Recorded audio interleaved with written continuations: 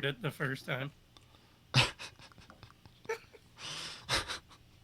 But joke's on you, because I hit record. Perfect. So people are actually going to hear this. All I right. don't think anybody really wants to listen to me, but we'll see how that plays out. No, I'm just kidding. But if you do want to listen to him, you can listen to him talk at Lake Erie Speedway during the competition rounds. Yeah, yeah. You gonna be lacing them up this year to come out with us or what? Hopefully I was the first person to sign up because that's my goal every year. I want to be the first name on that list. I want to be at the Perfect. top. And every year, Kevin Ferraro beats me. You gotta love Kevin, right? Yeah, he's just got faster fingers than me. Oh no. But yeah, welcome back to the world's zestiest drifting podcast.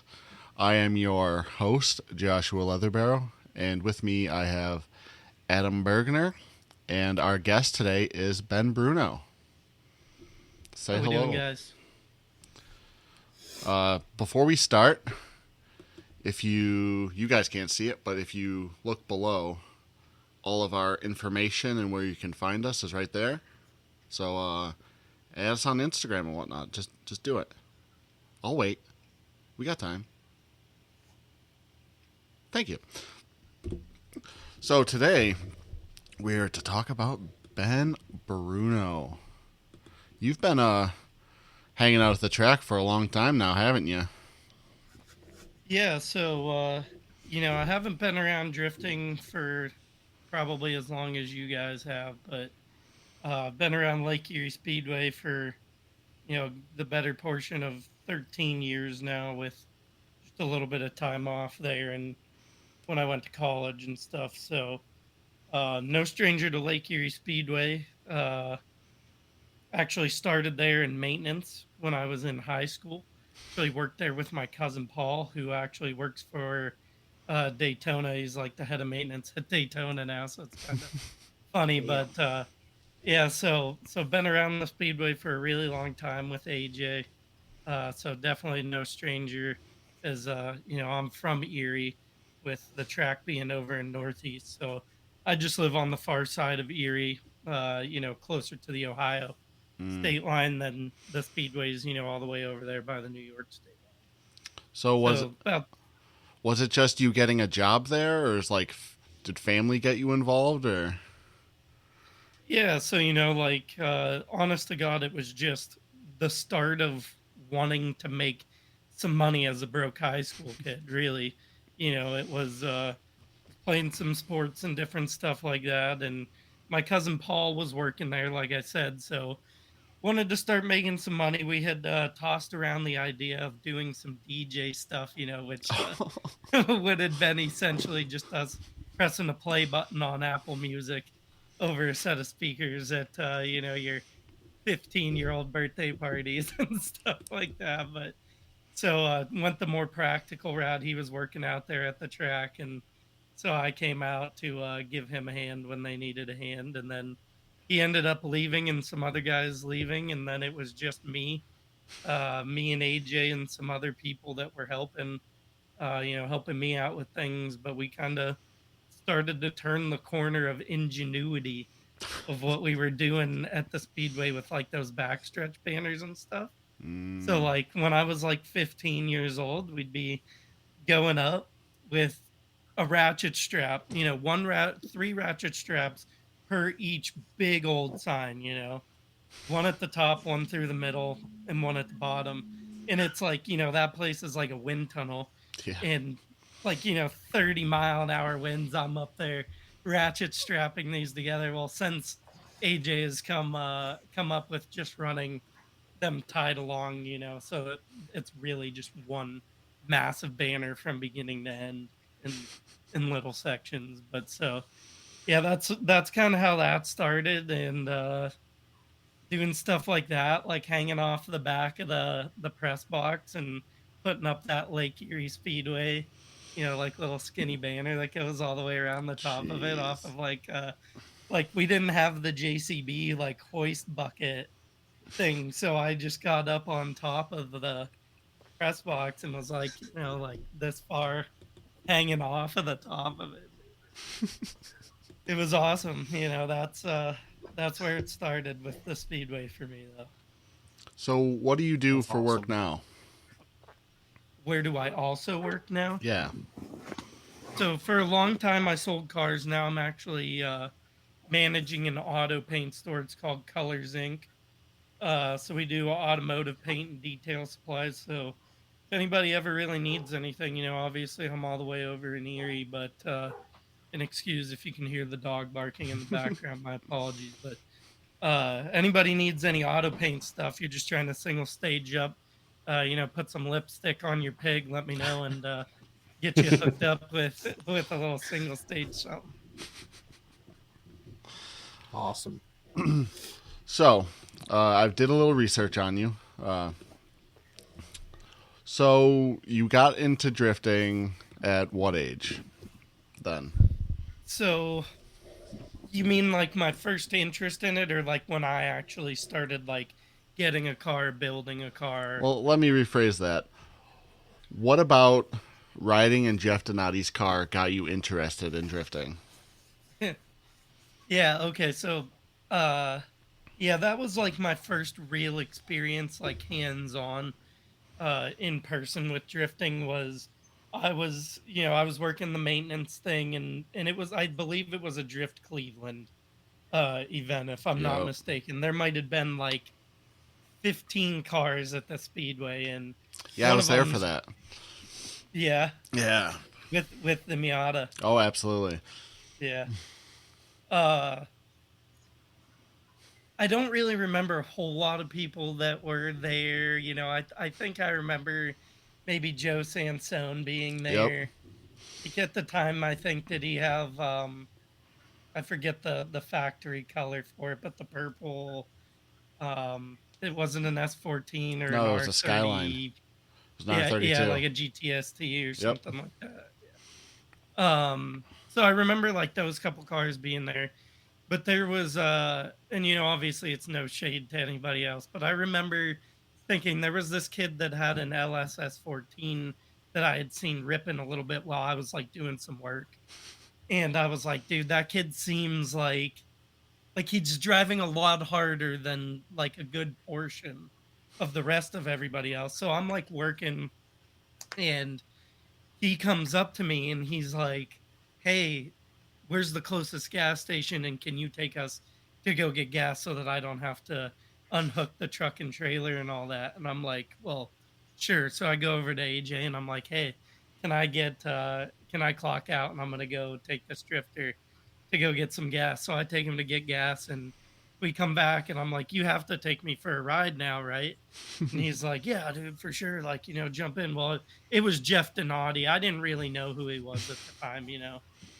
And at that time, I think he was honestly relatively new to the sport. Like, I know Yep. he had been doing like the RC stuff, but at the time, I believe the car that I rode in was that car that he had gotten out of Florida that had like a reptile painted engine bay in it. I don't know if you guys ever saw that car or not, but he I'm pretty sure he'd just gotten it. It had a 6 liter in it, and I'd never ridden in a drift car or anything like that. So I jump in there, and it was at the time when like you guys weren't even like grid was not on track yet. It Yeah. was in the chute, and you'd run out of the chute and run the layout off track, and then the next car or the next two or whatever would go. And so we come off the chute like one, two, three. I'm like peeing my pants a little bit, dude. I'm like, this is like I'm getting planted in the seat, and he hucks it in there. It was big bank layout, or you kind of had the option to do what you wanted there. And not that he was pasted up against the wall, but at that time for me, just even being within a couple cars of the wall was nutty to me. So it was exhilarating. It was a lot of fun, and I really gotta owe it to Jeff Donati, for obviously there's a lot of people that have had influence on things, but I knew as soon as I was done with that I had to have an LSS chassis, dude. Like I was like, it just seems like the right recipe to go. And obviously, I was young at the time, so I didn't start drifting for quite some time after. But that's how I met Jeff and kind of got into drifting when drifting first started at the speedways. So how long after that till you got your own car then? Yeah, so what that would have had to have been like 2015 maybe or something like that. And the year after that I went to college for a year. And then I came home and I ended up working at a car dealership. And there was a kid that had this clean titled S14, the one that I have today now. And he was like, "Hey man, like everything like so I obviously I listened to your episode, right? And it's really funny, like me and you actually have a lot of similarities, but some are just total polar opposites to one another. So like I've always had a little bit of luck on the highway robbery side of things. And he Oh, looks at me and he's like, "Hey, for like $500 you can have this rolling chassis." And it was clean titled. Like it was not all like, and you guys can ask me whatever you want about that as I go, but it was a clean titled, totally clean car. It had already been an LS car, so it wasn't like clean clean. It already didn't have the back glass in it. The back of it was already cut off with like the little stupid tube chassis thing off the back of the trunk and all that good stuff. But so I kind of like get this ridiculous deal on the car for $500 just as a roller. And that had to have been 20 the end of 2016. So really like from my first exposure of drifting, maybe I'm a little bit wrong with when it was that Drift Cleveland event was, but probably like 2 years, 2 or 3 years, because I had gotten out of college, started making some money selling cars, and got that stupid deal on that roller. So that like 2016, 2017 was when I acquired the car that I have now. deals like that just don't exist anymore. Dude, No. it just continues to like pile up that way, like where I keep finding these highway robbery deals. So like I took a lot of time to build the car because it was like right when COVID hit. So I had sat on the chassis for like 2 or 3 years, while I was saving up some money and different stuff.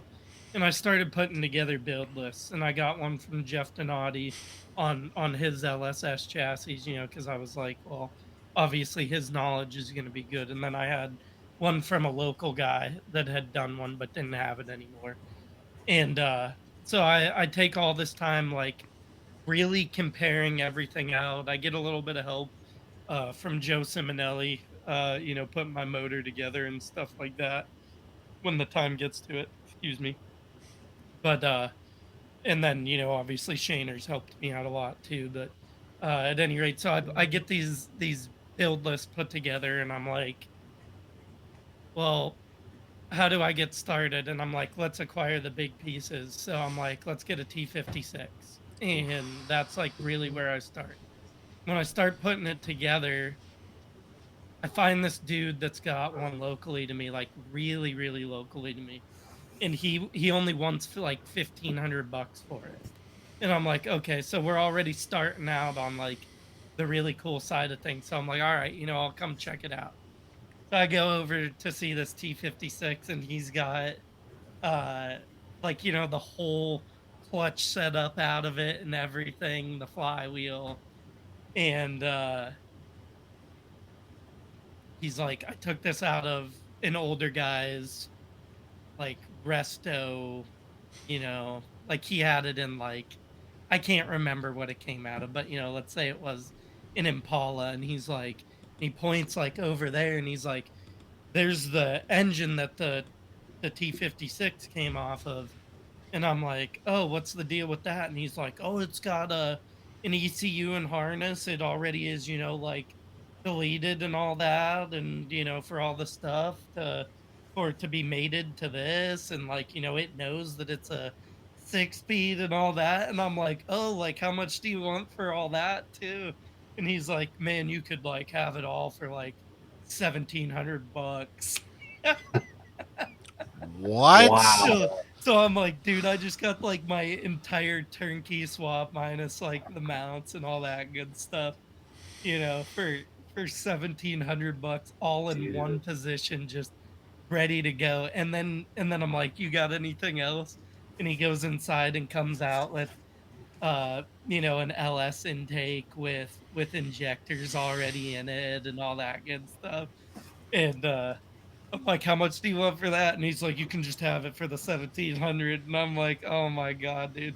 Oh, Oh, and I got the water pump too, a brand new water pump. So then he's like, "Well, I have this GTO that I swapped to a blower car." And so I had all this extra stuff from the water pump and all that. So I walked out of there like with my entire swap for $1,700. I'm like 2,500 into an S chassis and nearly like the whole drive line for it without buying anything online. that's that's It crazy. just I'm really thankful for all that stuff. You know what I mean? You don't always get that lucky, and I definitely wouldn't had been busting into drifting the way that I was able to without finding some of those deals and having guys like Joe Simonelli helping me find those deals locally and stuff like that. So That's it was, insane. That's insane. Yeah, yeah. that's a crazy deal.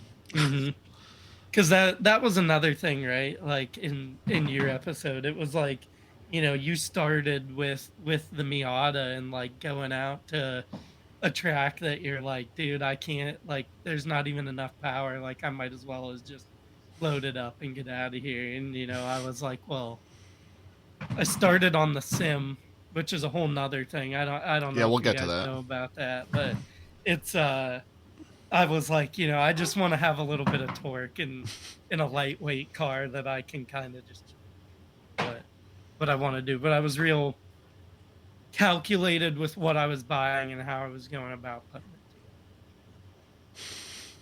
That's nuts. Well, Yeah. let's get to sim drifting because do you base your early success on being successful from sim drifting? Yeah, so um like that'd be one of those things, I know everybody's here and there about the sim and how 1-to-1 it is and one pack, primarily obviously talking about Assetto. Uh like 100%, I think everybody would agree that, the muscle memory of it and what you're doing is definitely 1-to-1 in extents, where like the feel might not always be 1-to-1. But so I mean, dude, I would stand up and die on the hill of like, you might as well as throw yourself together a sim. The problem is, between a computer and a setup and all that good stuff, you're gonna be, what you could take a good chunk of getting the start of your car going, you know what I mean? But everything that like, I was whole totally able to come off of the sim through COVID. While COVID was going on, I was putting the build list together, starting to put the car together like slowly, and just grinding on the sim to even make sure that I could even do it while before I really started investing a lot of money in a drift car. And I decided that was, I'd seen enough from myself on the sim to know that I could go do it. And then I started building the car and get the car together, get out to the first event. And this is the thing, right? Like, if you know me, I'm not a pompous person. So like what I'm about to say can't be taken as like a cocky thing, because that's not what I'm trying to say at all. But at the first event, I mean, I went from like C to C to B like before Saturday, like Friday to Saturday, and then on Sunday during the free for all was running in 7 car trains in the rain. And that was the first time that I wrecked the car was at my first event, right? Like that's the natural progression of that. Like me being overconfident from here and then going and having that one-to-one level of control of the car into real life, but not the situation, right? Like Yeah. the real-time situation. And then somebody like jumps back in line, one guy spins, I'm not looking 3 cars ahead of me. Yep. I'm focused on the door that I'm on like this far away from on my third day ever real drifting and whoopang. And then there's the first time that I have to cut the front of my car off that, I took my, well, I'm not going to get into the values of clean S chassis, but, uh, a clean titled worth S chassis down to a non clean title S chassis and not even really realizing what I had. You know what I mean? So, but the one to one of sim drifting, like, dude, I was able to hop in real life and I was shredded, like shredding. Like I knew that I had all kinds of stuff to learn, but I'm like and I know like like for guys like us, right? We're like, oh, it's right here, like right. That's where we find our exhilaration anymore is right here. It's not being here and here. But at the time, I'm running, like a clean one back here on my third day drifting. Sim drifting's 100% to a credit for why I was able to start the way that I started. And then, I think like by my second or third or the second event by Saturday, I was in A. So it was like, my first drift event was like fall mats 2021, I think, Jeez. if I remember correctly. So uh I think I was in A by the end of Smash, I think, or yeah, I think that's how it worked out.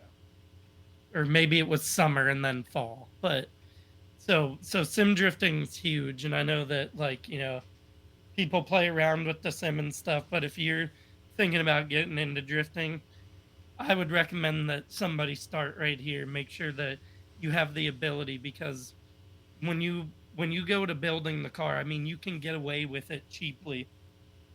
And it's like the age old debate of what do you do to get started in drifting, right? And for some people, it's the handbrake or it's not having the handbrake. It's just a seat and, stuff like that. I would say coilovers, good seat. Maybe if you have the means, you can cut your knuckles and extend your lowers and get started there. Like I've never had anything but cut knuckle and an extended lower. So I mean, Yeah, it's M too. you don't have to start with the big, Wise Fab or FDF or all that. Obviously there's more affordable solutions and smoke them if you got them. Like if you have the money to go ahead and throw, Wise Fab under your car, I guess go for it. But like, it's so I think the best way that you can start, it's free seed time, right? Like you have the initial investment on the sim and the tower, but it really doesn't take a ton of computer or a ton of this to get the job done, really. I mean, obviously it's nice to have like a phonetic or a belt driven like Thrustmaster wheel setup on your sim versus a helical gear Logitech setup, but I mean, dude, if you can get started with a sim. That's how I started was with the Logitech and all that good stuff, and I love it. Like getting into iRacing, even like just to show you like one to ones and other things. I had a buddy that like me and him, I raced a lot. That's actually like where I really started on the sim was with dirt oval stuff on iRacing, and my buddy ended up getting the opportunity to jump in a dirt modified and run some laps at a local track at Raceway 7 in Conneaut, Ohio. Oh, And that's sick. it was the same thing, dude. It wasn't like necessarily the way that the that the link rear end would, like fluctuate. It was close enough that he could still make laps without spinning the car out all the time. So even if you're not like, I'm not saying that you get a sim to go out and be running doors, but at least you get a sim, you can do it, and you get a good handle on those first basic, you know, stepping stones to what you need to do in a real car. It won't feel so foreign. And I'm also a bit really firm believer that if you can do it with no actual like feel, you're going to be exponentially better with real feel of a car underneath of you. You know what I mean? Like, think about the processing in the brain of being able to understand exactly how small of a correction on the sim wheel is going to do, move the back of the car a foot on the sim versus being able to feel momentum in real life. You know what I mean? Yeah. Sorry to be long-winded about it, but I'm I would die on the hill, like I said, of like the sim is the truth. The sim is the freaking truth, dude. How many hours do you think you have in it before you did your first event? Mm, well, I got the sim specifically to start iRacing and drifting on in 2019, and my first event wasn't until almost the middle end of 21. So, obviously at the time I didn't have kids and stuff like I do now, was able to get on the sim a lot more. Uh, it's tough to put an hour amount to it, but you think about like at that point in time, I'd essentially moved away from like jumping on the Xbox and playing Call of Duty and stuff like that to when I had the time free and available to me that I was going to jump on the sim. And I started on like, a floppy ass, like fold in half table and like a kitchen chair and was like, the whole thing's moving and I'm just enjoying the hell out of it. So just get a start how you can, man. That's all I'm saying. Just get started. If you're passionate about something, get started with it however you can and fuck everybody. Excuse my French. Insert the bleep if I get the 30-minute layover for Nope, too lazy for that. bleepages, but if not, I don't care. But uh, everybody's so critical about, whether you're talking about your car or your like sim or whatever it is, dude. Like, fuck that. Like, just get started how you can afford to get started and have fun doing it. Like, I understand like it not being worth it in certain ways to get started in certain cars and stuff like that, but if all you can afford is your buddy's hand-me-down Logitech sim gear, like take it. Just because somebody said like it's garbage, you know what I mean? Like Yeah, but same thing in your car, seat like a time is seat handbrake, time, for though. instance, when you get into the handbrakey kind of thing. I'm sorry, what did you say? Seat time is seat time. Just get it however you can. Like, Right, right. Like take your stock angle, stock seat, stock power, stock seatbelt Z, and just like huck that thing a little bit. It's not the most ideal thing in the world, I get it, but like don't let people talk shit about that or put you down on that cuz you're trying. Like, yeah. you know what I mean? I That's just one of these like more recent things, and I know I'm like newer to drifting, but I feel like there's always been that kind of thing, but there's like a whole new level of like people that want to stand on hard business about that kind of stuff. You know what I mean? Like, Yeah, they'll die on that grave. right. And I understand that there's some things like you don't always need to use a handbrake and stuff like that, but like, dude, just let these guys that are trying to get started have fun get started. Like, Yeah, no. so no matter what it is in your stock power Mustang with no angle, it's an automatic. You know what I mean? Like, dude, try it out, see what you got, chuck together, over the winter something with a 5-speed in it and a clutch, and let's make it happen, right? Like, Oh, it absolutely. doesn't need to be all difficult like that, whether it's here or out there. Yeah, true. I bet though that the kids who are just getting into it and just throwing their cars as hard as they can are having way more fun than the dudes who are complaining about these kids. Yeah. Yeah. Yeah. Just get the seat time. That's all it is. Like, Yep. don't worry Seat Seat about time is key. don't worry about everybody else and just go and drive as much as you can. Mm-hmm. Mm-hmm. I'm gonna look something up here. I'm gonna take a quick second here. I'm gonna do some plugging real quick if you guys don't mind, or I can talk about it later. Nope, right now is perfect. Perfect. Perfect. That's actually why Let me you're find here. it. So let's hear it. Let me find it real quick. So I'm sure that we have plenty more stuff to talk about in regards to. Correct. But if you're watching the pod or you're listening to the pod, definitely thanks for joining us and supporting the podcast. Yeah. I'm a big part in the Pro Am series, obviously, up in the booth with the Great Lakes Pro Am series. Um, but I just kind of wanted to talk about uh, the payouts this year, man. Uh, Pretty serious business, right? Yep. I almost hate. Yeah. I'm almost gonna hop on like the other side of it, as you guys are both drivers, and I'll. Okay, we're back. All right. Okay, not sure where you cut us at. Just start over with your plug.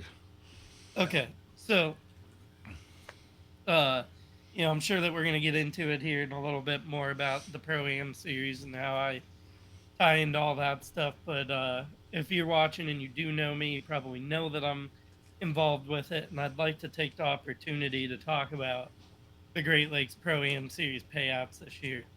And I think, like, even as much as I can plug it, it doesn't really need plugged, right? Like, Yep. Josh is going to be. Uh-oh. Are we still there?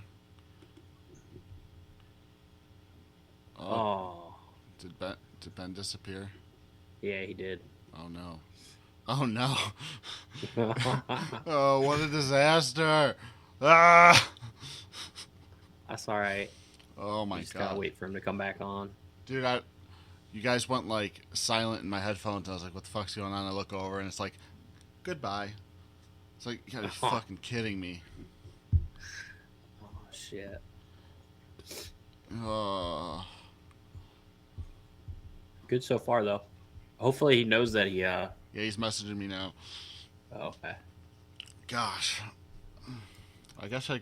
Oh, he's back. He's back. There he is. Whoa. Lost you for a second. Yeah, I was getting ready to like rejoin it, but then it just apparently sucked me back in. So sorry about the Walmart internet. It actually really pisses me off because I pay for the gigabit, dude. Like just the stupid fast internet, and I hardwire everything. And when I run like a speed test, I get like 500, like half speed. And I'm like, I've told, she's really not my wife, she's my fiance, but we've been together for 14 years, so let's just Damn. call her my wife. I'm like, just drop our internet speed back down to like 100 megs, you know what I mean? Like, Yeah. it's so like ridiculous. So sorry about that. I'm not sure where it cut me off that it like timed You out said on the almost internet. nothing. So Yeah, it was like right at the beginning, so Okay. So like it's you guys are driving it, and I'm sure that you're driving it for the reason that it is. You know what I mean? Like I don't know what other Pro Am series is paying out per round the way that the Great Lakes Pro Am series is this year. yeah, I'm trying to get paid. same. Yeah, dude. I mean, that's like even for me, it's why am I in the booth? I could jump out. You know what I mean? It's you can jump out, and like all I would need is like new belts, and that's almost it. Yeah, like Like 200 I'd need bucks. the LED brake light strip, but we're gonna do that for Paynesville anyway. So I'm almost right there to the Pro Am rule book Yep. already in Mm-hmm. my car. So I got to imagine that we're gonna see a lot of new faces this year. And maybe it's not that you see them the entire length of the Great Lakes Pro Am series, but you'll see them, here and there with the way that the payouts are. So I don't know. I guess we'll see. But if you're not familiar with it, um, each round is going to pay out pretty much the same totals every round. Uh, and then I don't know how it's going to affect like the season points fund for the pro am in the payouts, but each round, each round, and I know that you guys know this, Yes. but Yes. $5,000 to the winner, That's a lot. $5,000 to the winner. That's like what we used to pay out like in a total amount for one round Yep. for first. So I mean, and then it falls off 2,500 to second, 1,250 to third, 700 to fourth, 350 to fifth. It Yeah, I think just you pay up to 10th, right? oh yeah, yeah, Yeah. all the way down to That's, 10th at a yeah, buck 25. that's awesome. But I mean, 350, like even 350 at fifth, like what was a win in the pro am before? Like 750, Yeah, I Yeah, I think. think 1,200. so. Like you're almost, you're a third or a quarter of the payout of what the winner used to get inside of the top five now. Yeah. But like even with that, I just think like what other pro am series is paying like that right now? I can't think of one. I Well, mean, actually, Clutch Kickers now is a scouting series, so you could say that they're paying, but like you don't have to win for them to pick you. Yeah. right, right. And that I'm glad that you bring that up. We'll have to talk about that. That's a big change in the landscape of pro am driving, huh? Like that, Yeah. like spotting series that they're adding. Like, how does that get looked at? Is it really going to be like based off of success, or is it going to be based off of talent shown and stuff like that? Right? Or Because they, that probably be like, I don't know that that's your guys' specific goals, but like, it's more appealing to like guys like us to want to go run in a series that's a spotter, right? Because what's the criteria on yeah, what gets you the nod on it? who says they're not just gonna pick like their most favorite driver? Like, let's say Clutch Kickers, like Taylor Ray shows up. He's got a huge backing. It would look good for Clutch Kickers if they just pushed him through. Yeah. Right. Yeah.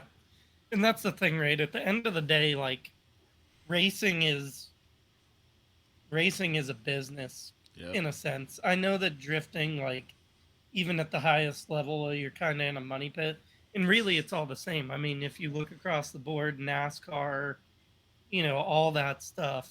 Like, I've got good buddies that are running high end dirt stuff with some of the best in the country, and it's just, it's like just ridiculous what it costs, like per tire when you get into stuff like that. Like a dirt tire for a late model, I think the last time that I knew that they were like 275 a tire. Like right, and me and you were sweating over spending 100 a tire. Use Yeah. two on the back, and they're like Yeah. needing four new ones every weekend to stay competitive. Like, Yeah. so I know that it's never profitable, but how much of it goes into that? And that's what I think, like, when you look at the Great Lakes Pro Am series, that's kind of where it really sticks out, at least from what I hear back from the drivers that I get to talk to.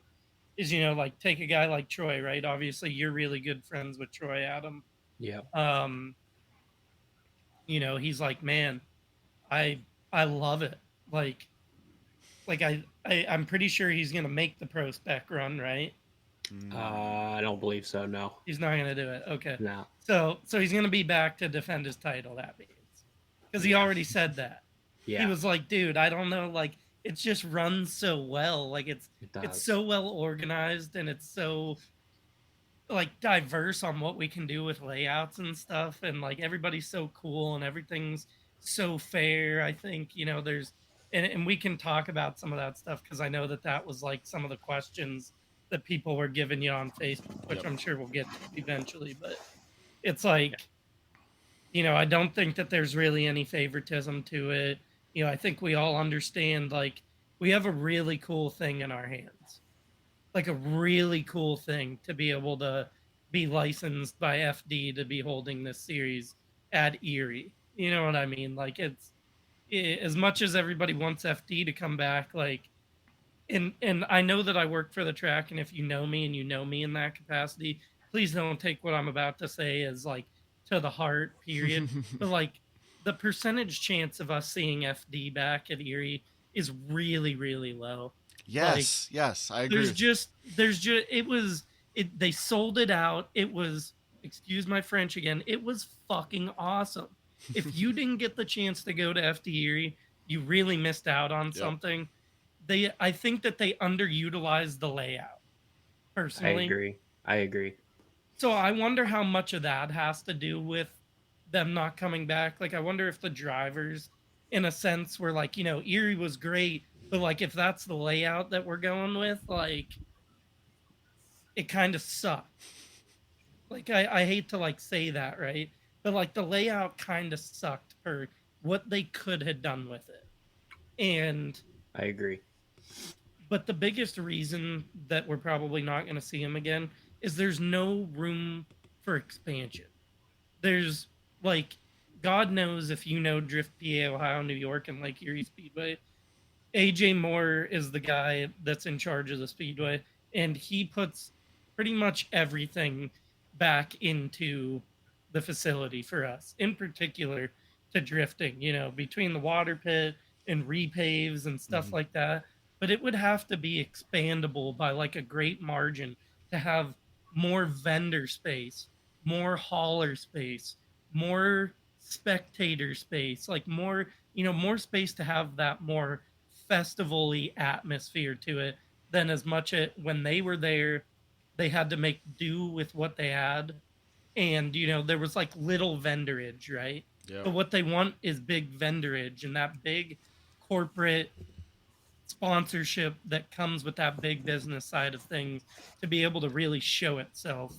And it would take like essentially filling in all that area back behind that red barn and stuff to get that space, or expand on that parking lot up front out into the field more to be able to do something like it. So I'm just being your people's people's person that I am, that if you are one of the people that listen to this and frequent Lake Erie Speedway in PA, Ohio, New York, Pro Am, whatever it is, the likelihood of seeing FD back at Erie is just low.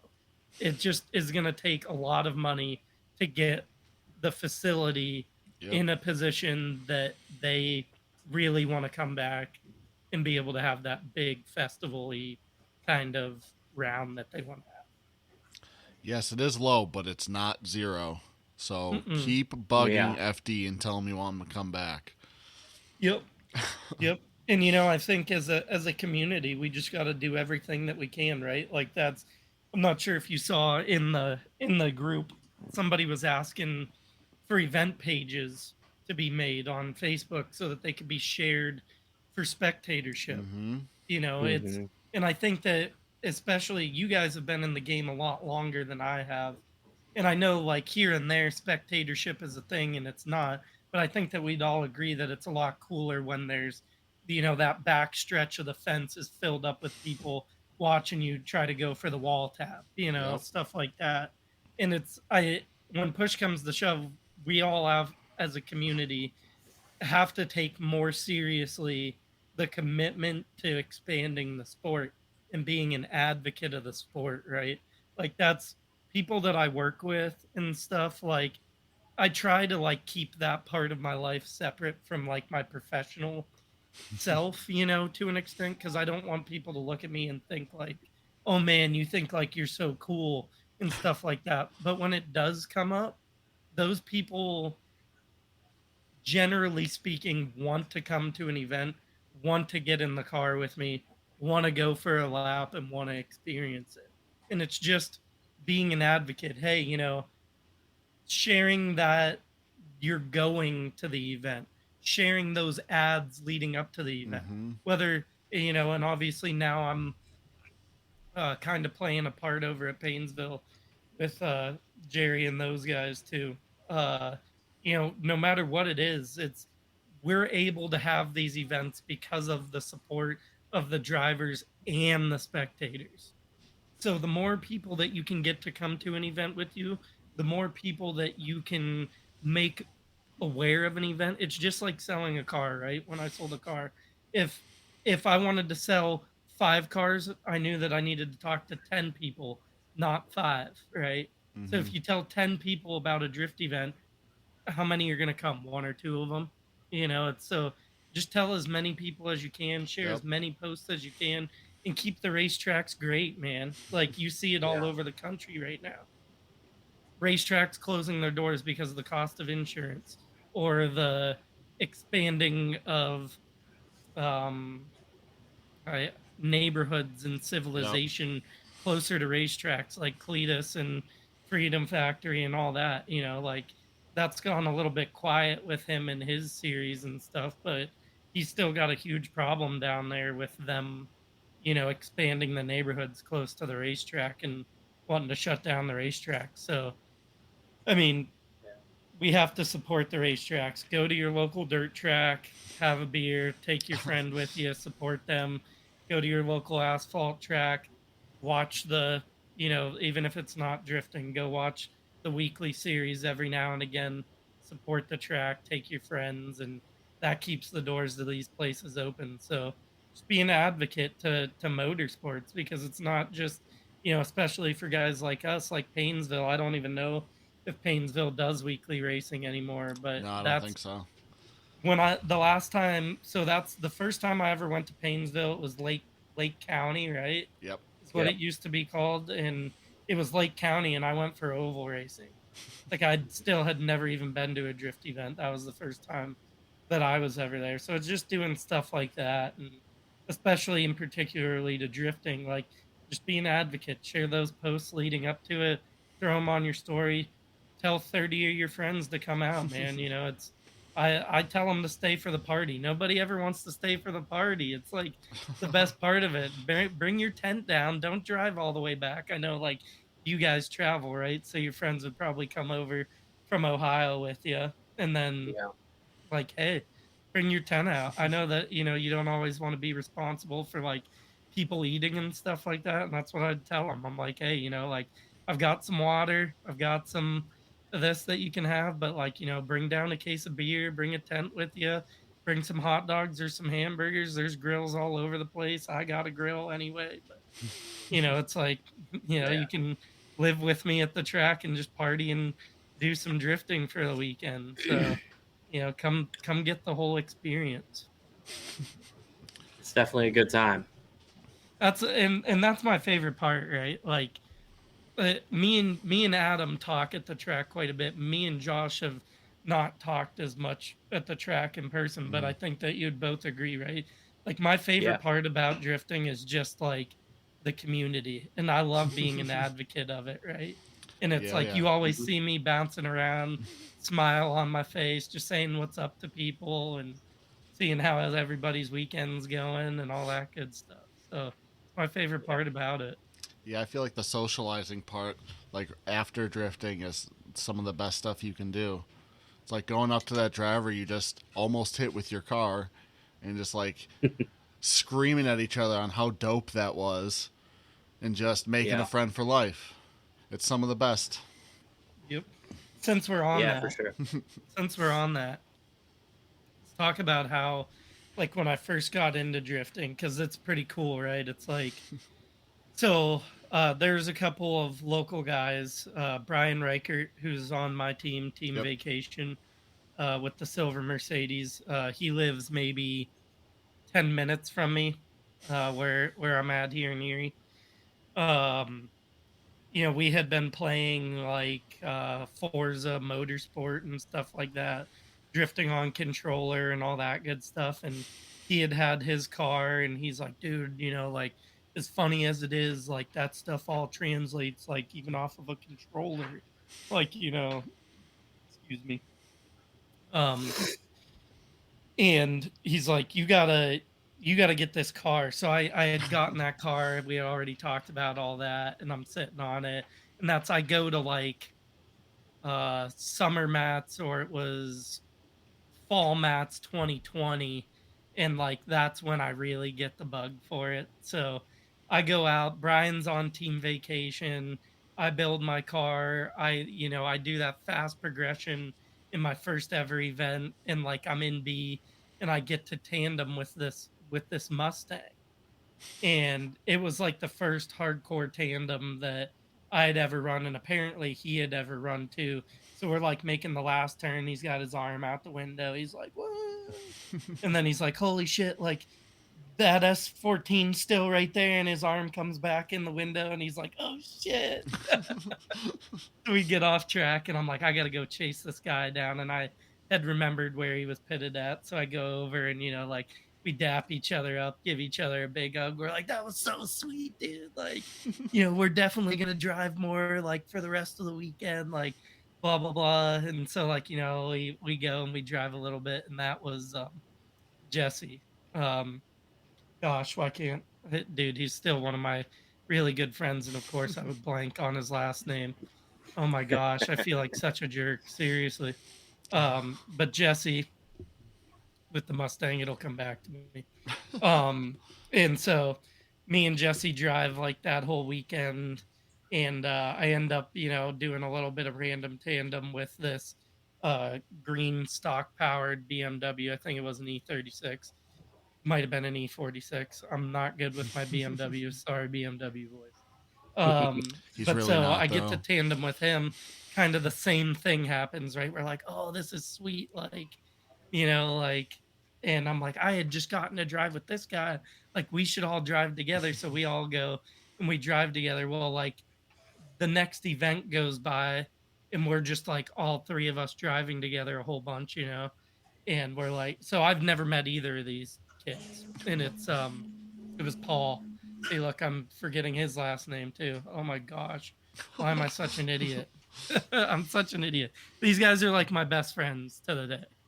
It makes it even worse that right now I'm blanking on their last names. But um so we end up making a team, and it was a questionable team name for sure, but we went with it.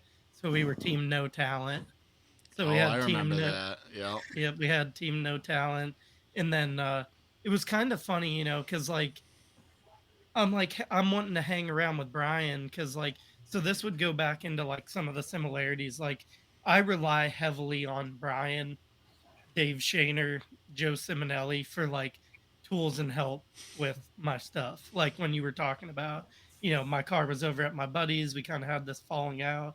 I didn't have any falling outs with anybody, but so Brian's that guy. So like I'm bringing no tools to the racetrack. Like to the day, I still don't, because Brian has a full outfit in his trailer. So like I'm with my team, but I'm wanting to pit with Brian because he's like my lifeline to be able to function at the track. So like it would be no talent right next to vacation, so that I could park by Brian and have jacks, like even to change my tires, dude. Like I didn't even have anything to change tires except for my wheel key. And it like turned into like a whole bunch of people asking to be like pitted with us for some reason. So then like Team No Talent kind of got expanded, and we added Ben Thompson, who had the stock power FC for forever. Hmm. He was a huge Yep. ripper. He's kind of stuck in B for some reason or another. Now he's got his LS FC. Um, And then uh who else got added? Ben was hanging out with the Quins. The Quins were never on No Talent, but they would pit by us all the time. And then Mike Christian with the CTSV. Um, and Mike had actually gotten added to No Talent.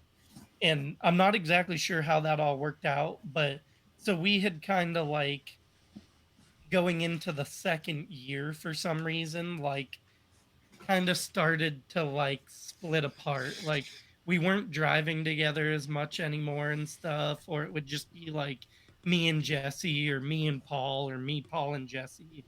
So we kind of split apart and we all went our different ways. And we were actually going to start like a more like a smaller team that was really just me, Paul, and Jesse. Um, but Paul kind of wanted to go a different direction in competition and wanting to travel some more and stuff. And Jesse ended up selling the Mustang. God, I wish he never sold the Mustang. Like, I hope Jesse watches this episode because he knows how I feel about him and the Mustang. But Jesse, you should have kept your Mustang. You're going on like year number 3 of not driving, and I miss you, brother. And I want to get doors with you. You're my first tandem. You're one of my first teammates, and I miss you, brother. Paul has been drifting. Obviously, I'm sure you probably know Paul. Paul Robinson with the green Mm. LS. Yeah. Yeah, we hung out with him Yeah, at PRI. Yes. yeah. Hmm. So Good Paul, dude. that's who that other Paul was. Paul Robinson. Okay. Um, that was on my team, and God knows Paul's a wheel man, right? Like Paul He's very shreds. good. Yeah. Yeah, I've really, really driven precise with him a few driver. times. Yeah, he's one of those Yeah. guys that could definitely make it, into pro spec and pro. I think just with how precise he is as a driver, and like his talent level is really, really high. And then he's doing that thing with the stringless alignment plates now is Which really are cool. dope. Dope. Yeah, Yeah, they those are are really sick. cool. So plug there for 11/10 Motorsports. So head on over to his website, check out. He's got several different platforms of stringless toe plates for your quick adjustments, especially you comp guys. Go Hmm. check those out. 1110motorsports.com. Paul's a super smart guy. He works for Chevy. He was working, he did like the stability control and the traction control for the C8 and all that good stuff when it was all top secret stuff. He's an engineer. He's really, really smart. So head That's over there, awesome. check his stuff out. But yeah, so I wanted to talk about that because we were talking community, and it's just crazy how open arms the drift community is. Whether you're trying to get started, if you listen to this episode and you think you're thinking about getting into drifting, I'm sure any of these guys would be willing to help you out. Feel free to shoot me a message anytime, even if it's just you want to come out and spectate one, you want to go for a ride, figure out how to get in. You can drop right here, message me here, and I can help you get pointed in the right direction or tell you who you need to talk to about getting into that kind of stuff. So the drift community is super cool like that. Don't hesitate to do it. Let's Yeah. talk about Paynesville real quick because you and I had a slight disagreement about these rule changes for the competition. I'd like to just bring that up real quick because you guys before would you just kind of run what you brung. You show up, you want to be in the competition, you put up your money and you drive. And now my thing is you guys put this 245 300 treadwear tire roll in, and now there's dudes like me who've already purchased all my tires for the season, and now I gotta buy new tires for this track for something that's like not that meaningful to me, and like it just makes it a little bit more difficult for me just to like show up and just drive. Yeah, yeah. So in total, let's talk about that all the way around. Mm-hmm. Last year, obviously I knew of Jerry. I had actually talked to Bryce a couple of times at Erie and different things online. was out there just as a driver. It was my first time ever going. Besides Erie, I had been to pit race one time. Mm. It was my first journey really outside of Erie, besides pit race that one other time, and went down to run the cash comps because same thing, right? It's run what you brung. There's Yep. really no rule set to it. You don't have to have a cage. I happen to have one. But like the pro am, I can not everybody can just go run and jump into the pro am without Hmm. having to spend exponential amount of money to get the car up to the rule book to be able to compete. With fire suits and all that stuff. So kind of go through that last year. Fell short a couple of times, and they had asked towards the end of the year for open input on things that could be improved on in specific to the comp and the event overall. And everybody gave some feedback, and I would say that there was an overwhelming feeling of if the cash comp is a problem for people, then we just don't have to do it. And I felt like the cash comp was adding at that point in time a really valuable piece that was pulling some drivers out to Paynesville that probably really wouldn't had gone if it wasn't for it. And that may or may not be true. That was just my personal opinion from having gone and seen some of the people that had gone, like Adam, for example. I know that it's probably pretty close to you. The cost of drifting there is relatively inexpensive, and like I just ranted about, as much as we can support, we Hmm. will, so there's Yeah. that aspect to it too. But I know that you're a comp guy, and I'm sure that you wanted to go out and do that as well. so Yeah. Yeah. It so definitely that reeled. It definitely reeled me in for sure. Being cash comp. so that was kind of it. And I wanted to go to Paynesville regardless, but the cash comp was really what took me there to start with. And they I think Bryce and Jerry, if it was going to be a headache to them and be taking a lot of time away from the event as well, that it could have lived without it. And I kind of fell on the opposite aspect of it.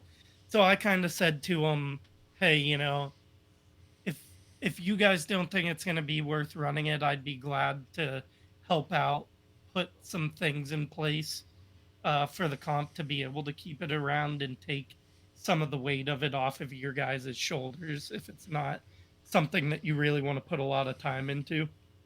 And so they did. They came to me and they said, yeah, you can kind of, excuse me, oversee the comp thing. But I was very I still want to take part in it because I can't be in the pro am. I'm like this close to being able to be in the pro am, but I'm not going to force my way into the pro am to get my butt kicked with half the right equipment. So it's um he says, yeah, I mean as long as you think that it can stay fair and not stop, the overall production of the comp, like you can compete in it too. So then, like, truth be told to you, we really didn't get started on putting heads and minds together on it until maybe a month and a half ago or 2 months ago. And really, a lot of the stuff that's even in place was asked for by the drivers. Um, I know that both of you guys are in that group and probably saw when Bryce was polling some things, and like I'm not trying to point fingers at anybody, so please don't go messaging this person and be like, "Hey, what the heck?" But Theon really wanted to have a season's point fund, and then there was several people that really wanted to have a tire rule. Um, I kind of fell here nor there on some of these things, but wanted to be able to provide something that was giving the drivers back what they wanted. And I felt like the season points fund in particular would be a good way to continue to give back a little bit of the investment in the comp back to the drivers. So it was pretty easy to come up with a season's point fund. To be honest with you, it kind of just follows that FDE kind of season point fund thing, and then to be honest with you, per the rounds and all that good stuff, I kind of just made Chat GPT kind of outline me what the breakdown needed to be for how it was gonna pay its way out and stuff like that. It's remarkable what AI can do for you, really. Um, the tire rule thing, um, I'm not gonna lie, like I can be the one that can be hung for the fact that it's a 245.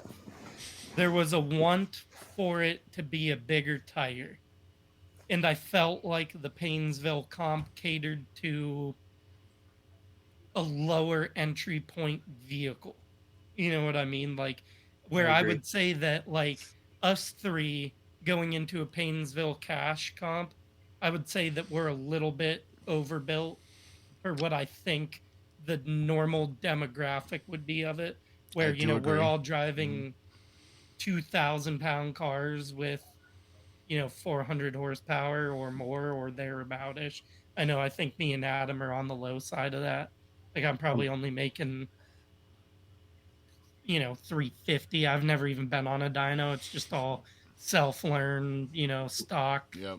5.3 mine's with a yeah. cam and springs and stuff. Like Mine's 330. So yeah, like me and you are probably damn near 1 to 1. Yeah, yeah. mine's So like 6 something. Theon Theon was the one that I had the most input from in general on some of this stuff, and he really wanted it to be bigger. Mm, I think what he wanted was a 265 max. yeah. I felt like a stock power BMW is probably not wearing much bigger than a 225 or Probably 235. You know, 235 max for sure. Yeah. really. So I'm like, if it's up to me, and I have to keep this a relatively level playing field. And you could go into the discussion all over the place about the actual sizing of the tire and what a 245 on my car feels like compared to a stock BMW and so on and so forth. Um, but I felt like if the tire was too big, that would really, really cut those guys out of the game. So I felt like a 245 was big enough for guys like us to be able to have a decent amount of grip underneath of us. And then you had, like who else is going to come, right? Like Mhm. Casey's talked about coming. Will he come? I don't know. But do we want Casey showing up and being able to run a 265 against a stock powered BMW? Wouldn't be Is very that fair. real? Right, is that really fair to the BMW guy? Personally, So, he'd probably struggle pretty hard following a stock BMW on a bigger right, tire. But right. Which is also a really valid point, right? yeah, Um, I felt like I wasn't going to be able to get away without having one, but what was going to be one that was going to be fair for everybody and keep the little man in the game. So, I think I think a 245 is probably pretty even. I feel it's like and that. It's that line. and I wouldn't even call myself an organizer of Painesville. I'm just kind of helping out so that I can and that we can continue to have the cash comp. So I would not even put me in that bracket. I don't know if they would or not. They'd probably be willing to give me that badge of honor, but it's like, it's I've seen myself as a driver nonetheless there that than you two would be. I don't think that I really have anything more to of it. My plan as far as um like when we get there for comp is like we're all going to work together as drivers of what a layout is that we'd like to run for a compy thing. I think I'd like to try some different things than what have been tried in the past there, like maybe using that thicker area of the X. Like this is a real like raw bedtime thought I had. I don't even know if it'd work.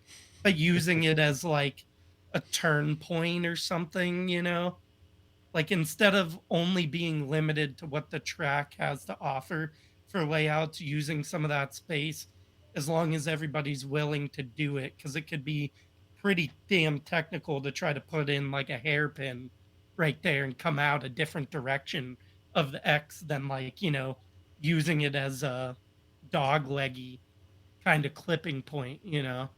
Um, They did try that once, like 2015 ish, 2014 ish, and I crashed my car. It was pretty dope. yeah. So but just trying to keep it fresh for everybody, and nobody in the organization level at Painesville really wants that thing to be over engineered. I don't want it over Yeah. engineered. um Agree. Really the biggest thing was just some people were asking for some things.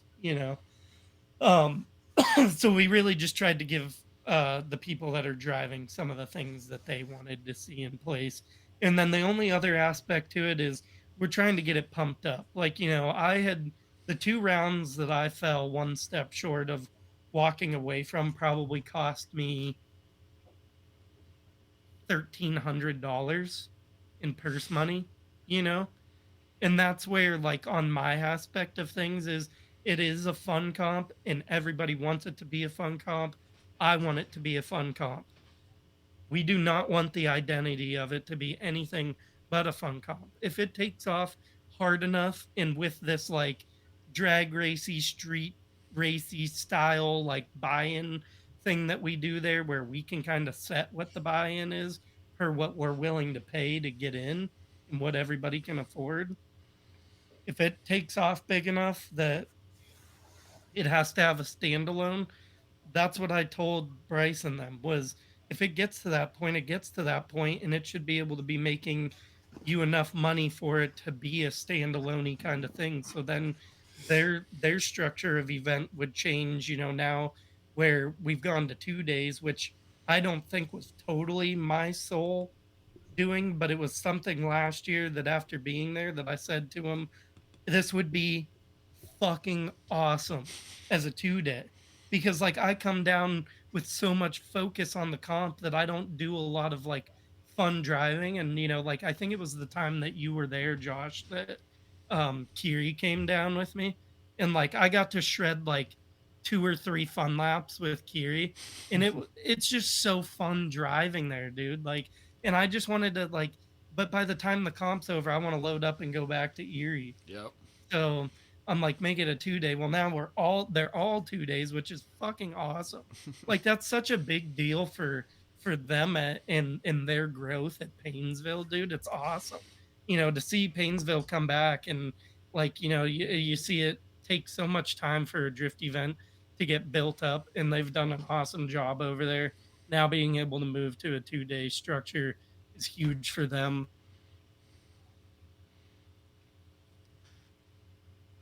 Yeah.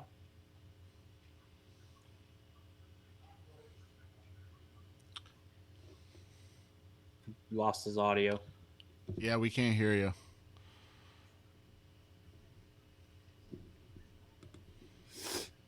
You kind of froze too. You there? I We lost your audio there, boss.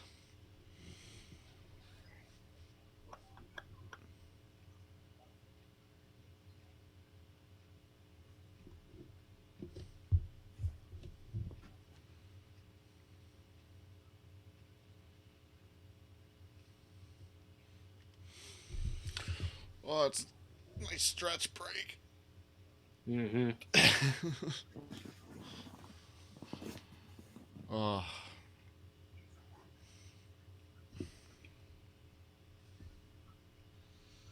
it's a long one, dude. Yeah, it is. You might need to text him or something. I messaged him. Can you hear me? Okay. Oh, you're Oh, back. now we hear you. That must have gotten bumped or something. Just, My apologies. it's But okay. if you're live, I can just kind of keep rolling.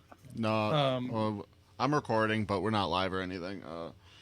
Use this as a Yeah, moment we're to not. stretch. I'll just cut this out. Oh.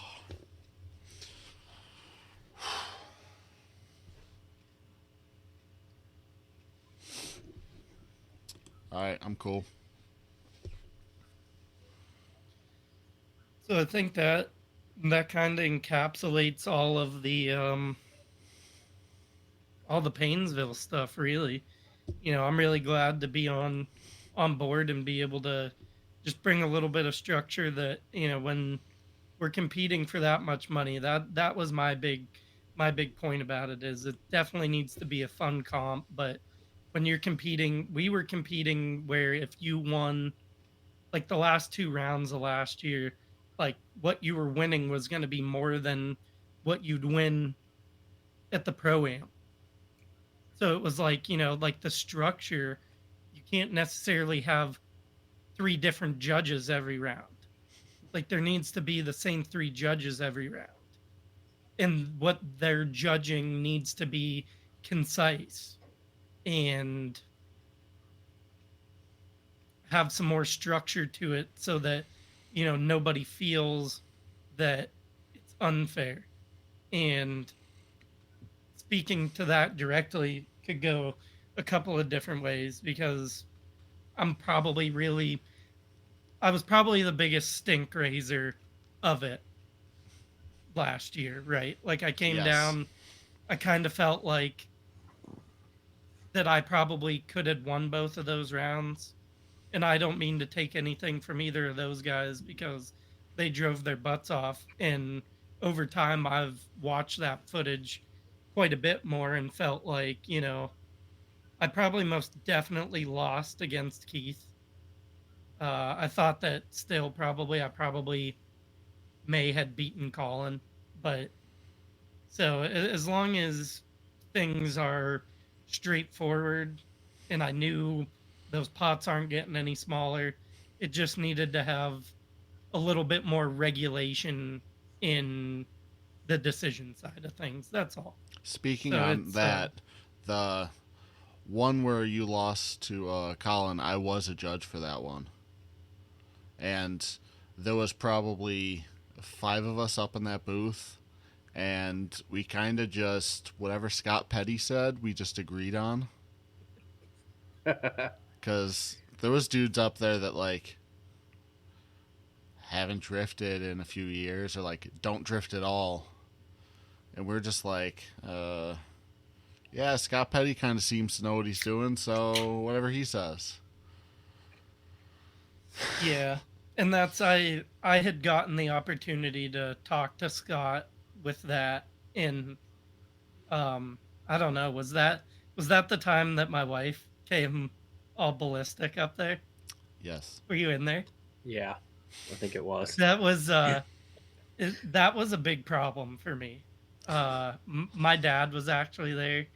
My dad got a little bit upset with me because Emily had gone and done that, and I was like, like no, like that's not how I would conduct myself. But That's not I how I. do understand where she's coming from, though. Like, I do She was understand really it. upset about the money. Yeah. She was really upset about the money. She had felt that that had cost us, because that was the second one that she felt that I won. Mm-hmm. But it is what it is, right? Like I have the dual side perspective of it versus her one side perspective of it. And I love her for that. Her Mm-hmm. passion for wanting to like defend me like that is awesome. But as far as like it's just not how I would Yeah. go about it myself, and it's not how I want to conduct myself. So I'm glad that I'm glad that we're talking about it, and I Mm-hmm. know that you guys know about that incident, and that's not how I want to conduct myself. Or if I were my own team, like that's not how my race team would conduct itself. Is under that, it is what it is. A decision's made, and it is what it is. So it's but yeah, so I had got to talk to Scott about that, and he gave me one specific reason that I lost that, and it is what it is. It's been a big fuel for me to be better, right? It's obviously I'm not out at the pro am and stuff, and I really do drifting to have fun, and that was a big point of contention for me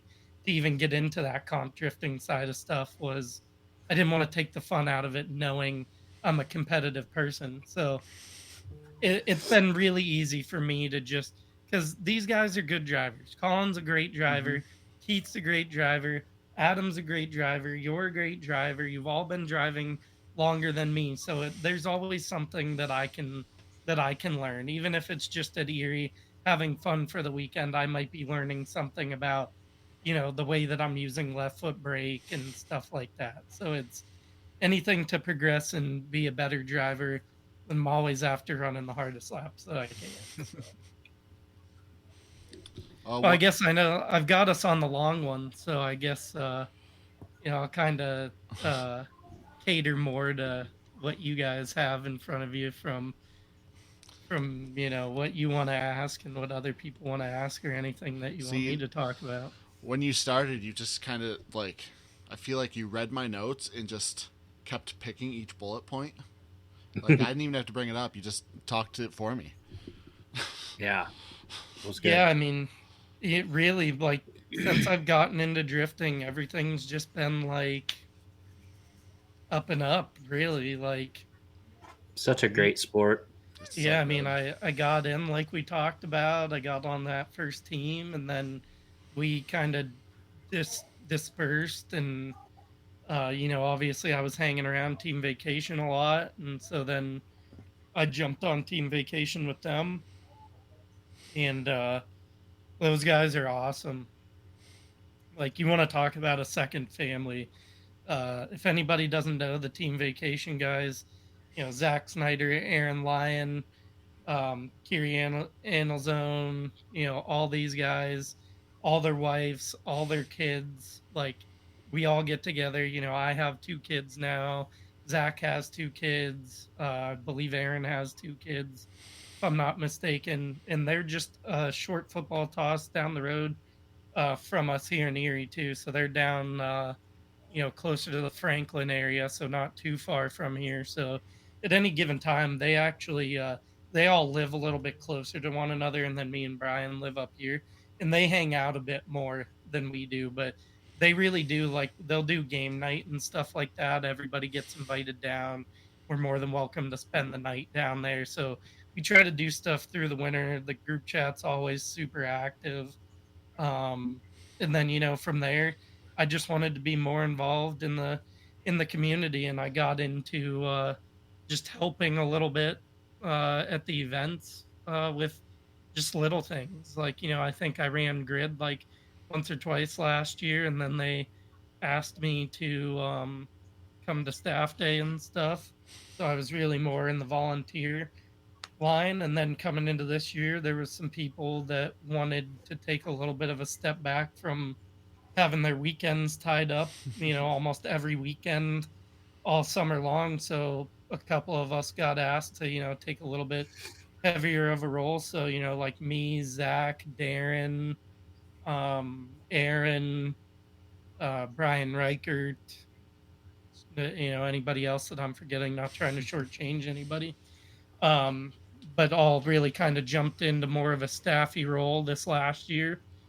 And obviously, I got involved with commentating because we wanted to just have a little bit more of a professional approach um, to the live stream than what Josh and Brian O'Connor had gotten going for us. And then obviously, like Brian moved, so now it's Zach up there with Mm-hmm. me. Um, and then Josh, I think kind of just took a little bit of a step away from drifting there for a Yep. little bit. So we miss him. Obviously, he's a great guy. It's been cool to see him come around and spectate and just support. Like we were talking about earlier, anything that he understands, come out, support the drift events and all that good Mm-hmm. stuff. So that kind of progressed that side of things. And then last year, I went over to Paynesville and made some more friends and different stuff like that. Saw what a great thing they have going on over at Paynesville, and wanted to continue to be able to have the comps for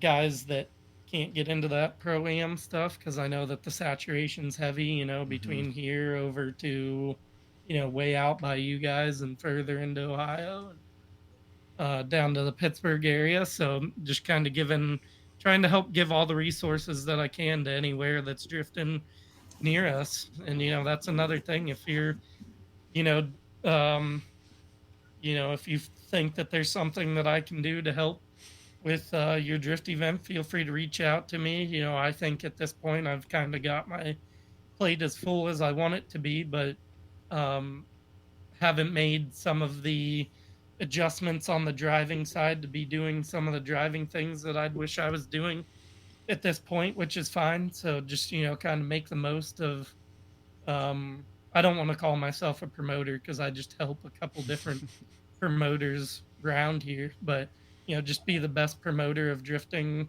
the best advocate of drifting that I can be. So, I'm always looking.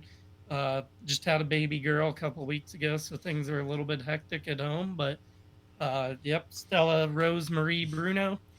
So she was born at 6 pounds on 125.25. So she's upstairs, a couple weeks old now. Congrats, Little dude. That's sister awesome. to Andrew. Thank you guys. Thank you.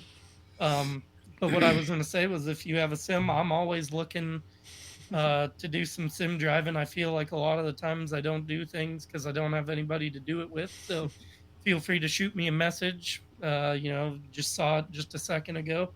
It's at Benny Slides on Instagram. You can find me on Facebook, Ben Bruno. You can tell that that's me. I'm pretty sure my cover picture is an awesome picture that cardiac arrest, aka Mac. I think it's is it Gigi or Gigi? Sorry, Mac. Don't mean to butcher your last name, but a great nationwide known drifting photographer, and cardiac arrest is my cover picture of a couple different pictures of my car. My profile pictures me with a handlebar mustache. I might break that one back out. Trying to decide if I save it for the teams event or if I break it out early in the year. But so you can tell that's me there. You can see all kinds of videos there. Make sure that you drop over to Team Vacation on Facebook and Instagram. Give those a follow. And I definitely wouldn't be doing my job. And I'm sorry, these guys might have more questions for me. I don't mean to be like signing off, but um, uh, plug-in Lake Erie Speedway. What an awesome place. I know that a lot of people watching this are going to be from the drifting community, not necessarily the local Erie community, but the Erie community really doesn't realize what a great venue they have in their backyard and some of the things that it brings to the area. So make sure that you go over to all the social medias. You can find them on TikTok, Facebook, Instagram, anywhere that you can get social media. You can find Lake Erie Speedway at Lake Erie Speedway. Also, for the full event schedule for the whole year, you can head over to www.lakeeriespeedway.com and check out all that good stuff. We've got an event for everybody at the Speedway: wine festivals with steak cook-offs. Any like you, there's stuff at the Speedway that you can bring your wife to go do. So, um, yeah, that's kind of that. That's the 5 minute overview of my whole career in drifting and getting into the speedway and all that good stuff. So at the end of every episode, we get a bunch of questions that we asked on Facebook, and we're just going to answer them. We're going to rifle them off. A lot of them are terrible questions, but we're just going to do it. Yep. Adam, if you have those questions up. Oh, let me find him again. I actually do have one. I actually personally asked AJ. He asked, "Is dirt still more important than Nitro Circus?" He said you would know what that's about. Yeah. So a couple of years ago,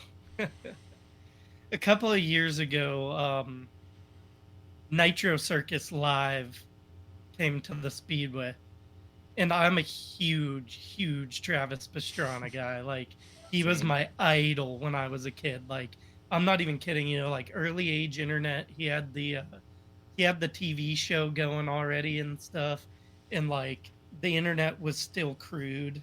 Not as crude as it was like in the 90s or anything like that, but we're talking like early 2000s. And like I figure out like a way to like email something pertaining to Travis Pastrana, And so I like send this email and I'm like, hey, like I'm this like little broke kid. I'm like, 8 years old in Pennsylvania. Like, is there any way that I could get a pit bike? But at any rate, so they're coming to Lake Erie Speedway, and I'm stoked about it. And I'm helping my buddy Chad. He races super late models. Plug him too. Go check out Chad Rate Wild Child Racing. He's a hell of a wheelman. Um, Lots of money in dirt racing, dude. But so we were gonna go hit a big race, and it was gonna take place the same time that Nitro Circus was gonna be at the speedway. And I like texted or called AJ and was like, "Hey, are you gonna be able to survive without me? Like, I feel like I need to go to this dirt race really bad." And he was like, "Yeah, like go ahead to the dirt race." So I kind of left him hanging at Nitro Circus Live. So that's like what I do at the speedway at all the non-drifting events is I just help AJ with everything that he needs. Like, so if like the beer coolers or like I just kind of oversee some things so that he can deal with the biggest fish that need fried and I deal with like the medium and small fish for him during events no matter what that might be. So Nice, nice. That was a good one. yeah. Yeah, me and AJ have a lot of history, man. AJ's like a second dad to me. I spent those years working at Lake Erie Speedway and my dad was working for General Electric and they placed him down in Kansas City, Missouri when I was a junior and a senior in high school. And AJ was like a dad to me for that time, just making sure I wasn't being a goofball while my dad was spending his time in Kansas City. So Nice. That's awesome. Let's see. I got another question here. This one's from Susie. This is Vinny's girlfriend, fiance. She says, "Does Ben Bruno think there is ever any biased decision making when judging comp, or is it still all based on technicalities?" She says, "I've always been curious with, or when a battle is so close between two drivers, if the winner of the round is determined based off of whether the judges think the winner will advance farther, or they know the driver picked to move on to the next round is capable of driving a better lap." well, let's address this three types of ways. Mm-hmm. First, for starters, and I'm sure Susie knows this, you guys know this. If you know what I'm involved with in the pro am, you know that I have nothing to do with the judging. Mm-hmm. Okay. Address number one would be um, like my outside perspective, right? Like just like anybody else's perspective would be that I don't really think that there's any bias. And obviously, this depends series to series, track to track, organizer to organizer, so on and so forth. Mm-hmm. Um, in certain places, is there bias in judging? I'm sure that there is. Like, Mm-hmm. most in particularly, I hate to be a guy that promotes an FD sanctioned pro am and then be like hammering on FD. But like I think that we could all agree that we've seen some calls in FD that definitely seemed biased. Like Absolutely. for whatever the reason behind them might be, whether it's that the driver's been in FD since its inception and they're a fan favorite and they want to advance a fan favorite or like so on and so forth. But no, I really don't overall in general. And then in specific to the pro am, at Erie? No, not at all. Um, I think in competition drifting, it is a sport that is left to people's interpretation of something, and with that, there's going to be difference of opinion. Yep. Take six experienced judges as as sets of three, right? two different panels of judges, they're probably going to come up with different, watching the same battle, they're going to come up with different bones to pick in the battle, Hmm. and they might even pick a different winner of the battle, depending upon it. So what it really comes down to me is it's a great sport because it is in the driver's hands. Hmm. You wanna really move on to the next thing, it's in your hands to be able to do it. And there's different situations on getting to that point. You know, if if I'm battling Adam and Adam's down a cylinder and I lead first, I can probably get away with being a little bit more conservative than hanging it all out there and taking a high risk opportunity to like touch a wall and straighten Yeah. versus when Adam's on all eight cylinders, like I know that his car is going to go where I can put my car just as good as I can do it, then I'm going to be a little bit more calculated with what risks I'm taking. And those risks ultimately are going to be the deciding factor between me advancing and Adam advancing is who was closer, who filled the zones better, so on and so forth.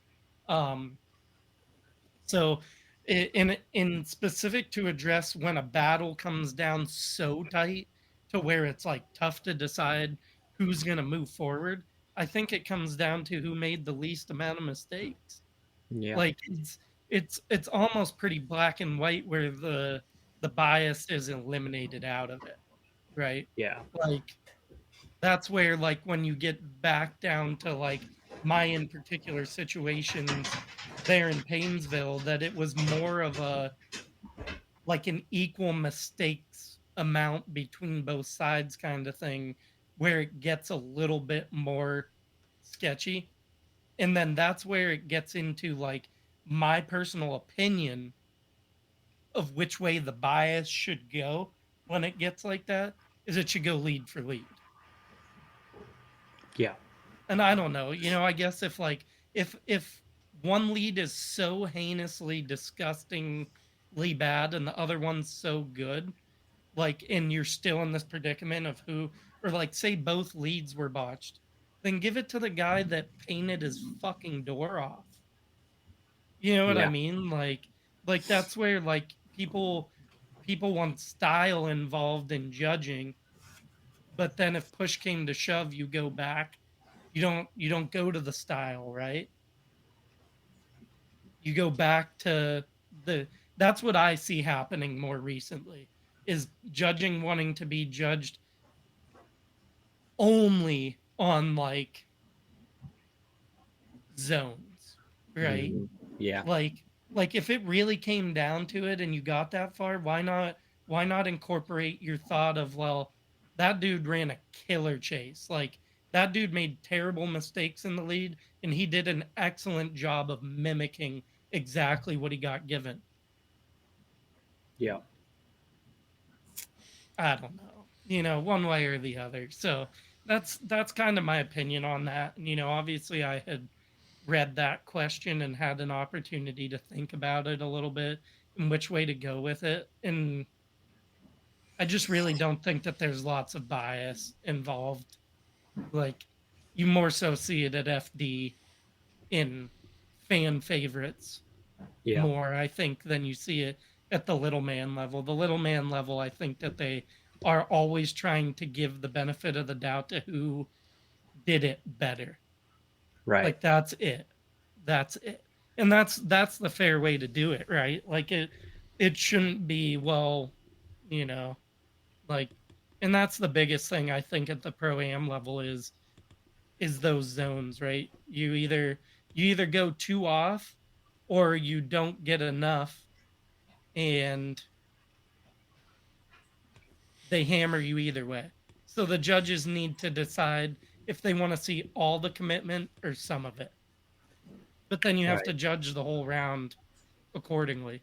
And if it were me and I were a judge, I'd be telling the guys to be committed, and I'm not hammering you for riding the white line. I'm not going to sit up there in the booth and go, "Oh, was that one off or two off?" Right. No, that was just good commitment to the zone. Like if he doesn't have that, he's just gonna miss the zone. So you know, it's just one of those things in drifting as a competitively judged, interpreted sport. Like, what are you gonna do? Right. Yeah. Somebody's got to advance. Yeah, for sure. I think Erie has it pretty pretty locked in with the live stream and like drone stuff. Like it's pretty locked in there. So Yeah. uh, Good question though. yeah, Thanks, Susie. absolutely. Yeah. Good question, good answer for sure. Let's see. Bryce says, how many hot dogs can Ben Bruno eat in one sitting with and without the buns? I need an accurate measurement of both options. uh, I can't say that I've ever sat down and just like scarfed down bun or bunless hot dogs. But I'm willing to venture that if you think, not necessarily you, Bryce, but anybody who listens to this or watches it, if you think that you can out eat me, let me know, and we can have a little Joey Chestnut style like hot dog off because your boy can eat. And honestly, like in the last couple of years, I feel like my stomach's like shrinking more. Like I'm not eating as bad as I was at one point in my life, and I can't eat as much. So I'm still betting on me over you. So I can't really give you a bun and bunless number, but I'd venture somewhere 20 or 30 shy of what Joey Chestnut could do. Call me Benny Chestnut. Oh, Benny Chestnut. Benny Oh Chestnut. shit. Let's see. So Darren says, does he in fact know who Scott Petty is? Hmm. See, I've heard that Scott Petty's real, and I've just never seen him in person, is the problem. Like, I've seen him post on the internet. I've heard that he's a really good RC drifter, but I just don't like every time you go like just try it yourselves. There's people that don't understand this Scott Petty thing. And like if you don't understand the Scott Petty thing, grab like 5 people the next time that you're at a drift event and be like, let's find Scott Petty. You might find him, you might not. More than likely you will not be able to locate this man. Yeah, he just like he's such a staple of tri-state drifting, but you can Yeah. never find him. Yep. So I feel like if we somehow can get him on the podcast, it's just going to be like a blank screen, just a just a ghost. just a ghost. But uh, yeah, if you do know Scott Petty, you know he is the man. Scott definitely. Petty is the man. Like who else is out here doing what Scott Petty's doing besides nobody? Right. uh, let's see. Vinny says, why so slow? So me and Vinny have this like long ongoing thing now from my first year as the commentator because like he was going up against like Mike Sampson or like Troy or somebody, somebody that's got like 600 horsepower. And on the stream, I was like, oh, horsepower discrepancy, like horsepower discrepancy. Like, oh, he was able to stay right there, even though that there's a pretty decent horsepower discrepancy.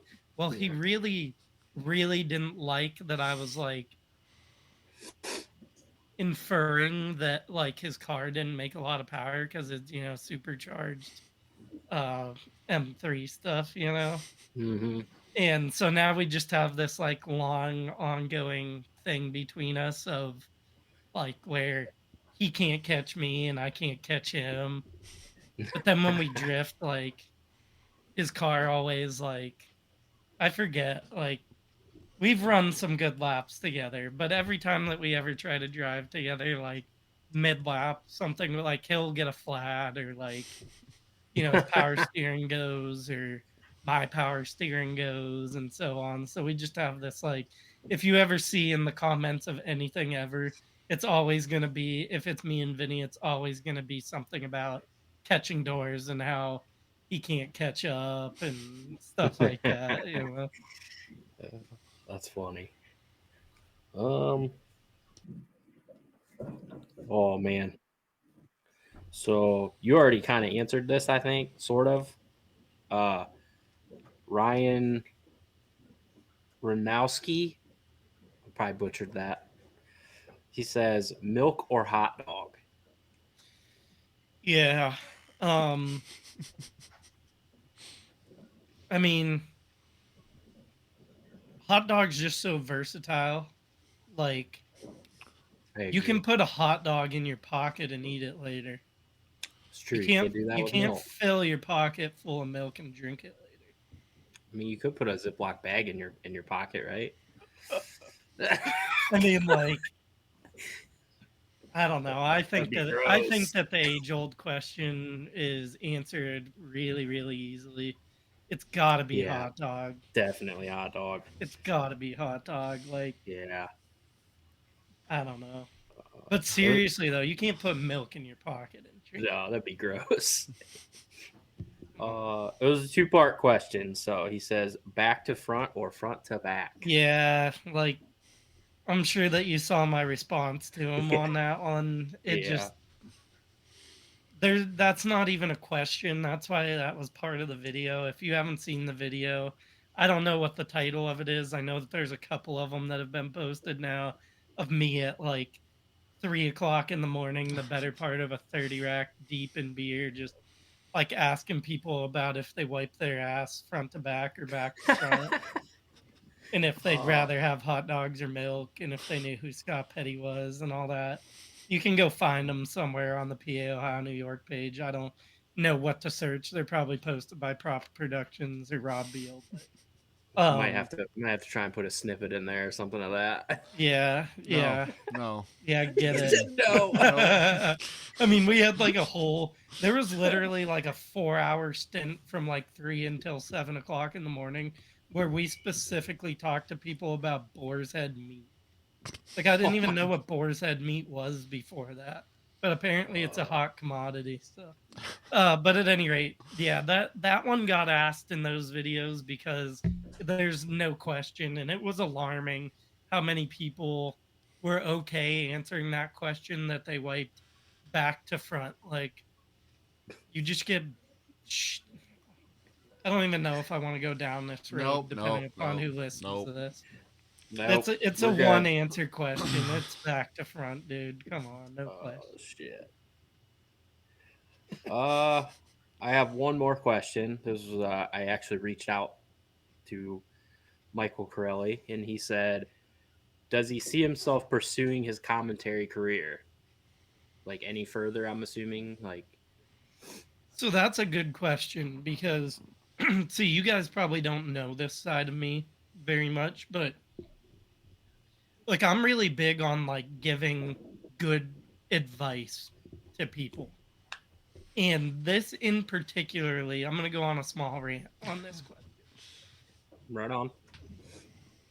You guys might have seen in the past couple of years because I know I've talked about it a couple times on Facebook and stuff that like there's places for you in things that you're passionate about that just aren't what you want them to be. Like you want to be an FD, you're probably never going to be an FD. Like you're just not if there's a will, there's a way, and my god, like go for it. Like go for it. But the reality of you being able to maintain like $150,000 worth of drift car in operation, it's like relatively unsustainable. So like you can be an FD. You can be an FD as a photographer. You can be an FD as a social media person. You can be an FD as a commentator. You can be an FD as a spotter, a team member. Like, you know what I mean? Like, and it applies to everything, right? Like, oh, you want to be in NASCAR? Well, guess what? You might not be a NASCAR driver. You might not be a NASCAR spotter. You might not be any of those things, but you sure as hell can do things to help you get there. Like, you can go work for your local, like me. Like, I helped my buddy Chad out. Like, I'm sure I could go to like some places and get my foot in the door off of, hey, here's these 2 containers full of wristbands of dirt track races that I've been a tire specialist at, like, and have my resume and hundreds of entry wristbands for doing his tires at races, like, and so on and so forth. Same thing. I didn't get into the commentary thing because I wanted to chase getting somewhere as a commentator, but which actually, funny enough, also started on the sim during COVID. I got the opportunity to work with a sim racing broadcasting company, so that's where I got my start into commentary too. Was virtually on iRacing. Pretty cool. You can check Yeah, that stuff out too. If it's anybody wants awesome. to check that out, just shoot me a message because I'm sure nobody wants to check it out, but I can get you to where you can check it out. But at any rate, so like, yeah, like that's something that's been, a realization for me. Like, I got into drifting, I didn't have any kids, and I was making a lot more money than I am now. And I went like all gung ho and, bought the best of everything that I could buy to put in the car and all that stuff. Was my intention ever to be an FD? No, probably not. Like, my realization of what it costs to be competitive at a high level in any motorsport is a real one. And, like having kids and a regular job and not like working for a big automotive company or having a big automotive sponsor that wants me in a spot representing their products and all that good stuff. Like, yeah, the realization has come to me since having kids and not making the same money that I was and all that good stuff, that like, if I really wanted to be involved at a higher level, that there's other routes to do it. Like, that's something that I've always been really passionate about, is just racing in general. Like, I love NASCAR. In the last 5 years, I've become like this super hardcore NASCAR fan that I just never was. And like, not that I want to be anywhere, but like, there's been points in my life that I've looked at my wife and been like, let's just move to North Carolina. Like, there's success stories all over the place that are even crazier than what guys like us have in place. We have the race car, we have Hmm. the stuff to get it there, we have all that stuff. There's guys that had never even touched a race car or a tire that wanted to be a part of NASCAR, moved to North Carolina, sleeping on their buddy's couch, that would go to a race shop every day and be like, hire me, hire me, hire me. That, like, Chase Briscoe is a NASCAR driver. That's his exact story. He, like, Grant, he probably had racing experience. Like, he was racing, late models and stuff like that. But like, he had nothing going for him towards NASCAR. Went and stayed on his buddy's couch and went to a race shop and asked for a job every day until they find, he was like a janitor, and then blah blah blah blah blah and so on and so forth. Well, now he's driving. And is that going to happen? Is that a realistic thing for everybody? No, but like, can I take what I'm doing with the pro am seriously? Yeah, I mean, like, our streams are nationally broadcasted to like one of those free TV stations that you get on like Amazon TVs and stuff. It's called Yeah. Racing America. And like, even outside of that, like, the YouTube alone was doing, like 5 or 7K, and then the Facebook was doing, 3K or whatever. So, like, on average, like, at any given time, not that 3K were watching it all at once, but like, 10K people have heard my voice over one round of the pro am. Like, who's listening to it?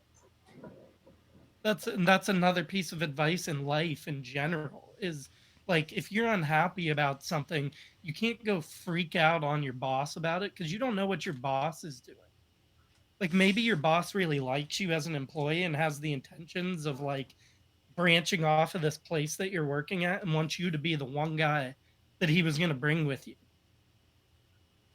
So don't Yeah. freak out and show how bad your attitude is to your boss just because something went wrong for you at work. You know what I mean? It's all the same all the way through life. It's just, make the most of the opportunities that are in front of you. If you're, it's the same thing like you hear a lot in social media, right? Like from the photographers, like, oh, I just can't find the motivation. I shot, 7,800 pictures this weekend.